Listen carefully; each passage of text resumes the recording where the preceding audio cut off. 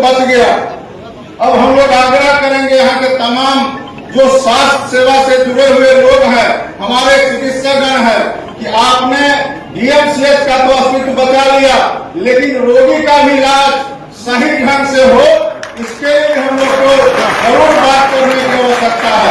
आप दिन रात मेहनत करते हैं, उसके बावजूद भी हम माननीय मंत्री जी से कहना चाहेंगे, बहुत सारे सुविधा जो पटना से उपलब्ध कराते हैं, यहाँ लोगों को वह उपलब्ध नहीं हो पाता है। इसके लिए भी बिहार सरकार के मंत्री होने के नाते हम लोग को बोलना नहीं चाहिए, लेकिन आखिर हम लोग को ही दरभंगा जिला में रहना है। दरभंगा जिला के लोगों का सहयोग करने में हम लोग अगर काम समय पर नहीं आते हैं तो उस समय हम लोग को कठिनाई होता है।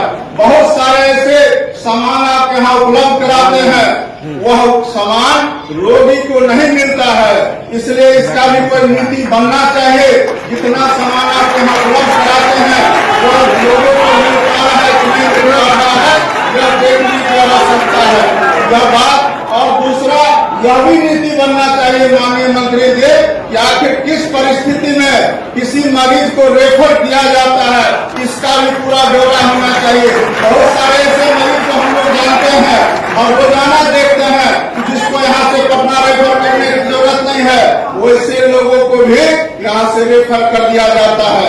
इसलिए हम लोग आग्रह करेंगे, और सिर्फ दरभंगा मेडिकल कॉलेज अस्पताल का ही बात नहीं है, जो निजी अस्पताल चलाते हैं या निजी क्लिनिक चलाते हैं, वैसे लोग भी सीधा आईडीएमएस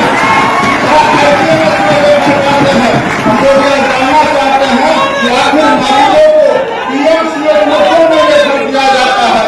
इसलिए इसका मतलब है कि आपको पीएमसीएच पर विश्वास नहीं है।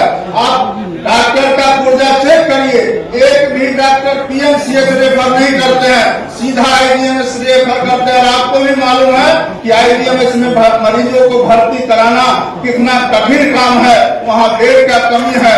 इसलिए हम लोग आग्रह करेंगे कि मरीजों के हित में भी हम लोग बड़े बड़े अस्पताल खोल रहे हैं, लेकिन लोग को सुविधा हो और कहीं कोई कठिनाई नहीं हो, इसके लिए भी सरकार स्तर पर स्वास्थ्य विभाग के यहाँ आप खुद मालिक बैठे हुए हैं, इसका नीति बनना चाहिए और मरीजों को ज्यादा से ज्यादा सुविधा बहाल हो, इसके लिए भी काम होना चाहिए।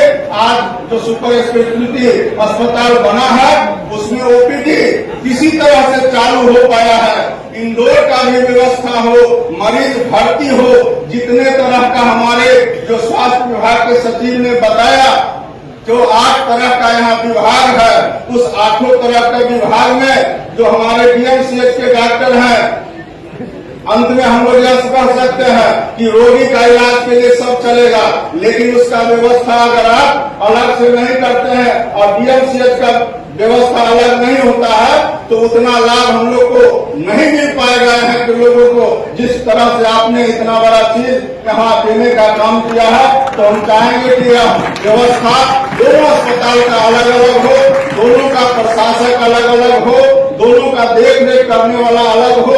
और इतना बड़ा जब अस्पताल है तो कोई सक्षम आदमी को आप जरूर अधीक्षक बनाने का, प्रिंसिपल बनाने का काम करिएगा। इतना ही कर करके फिर से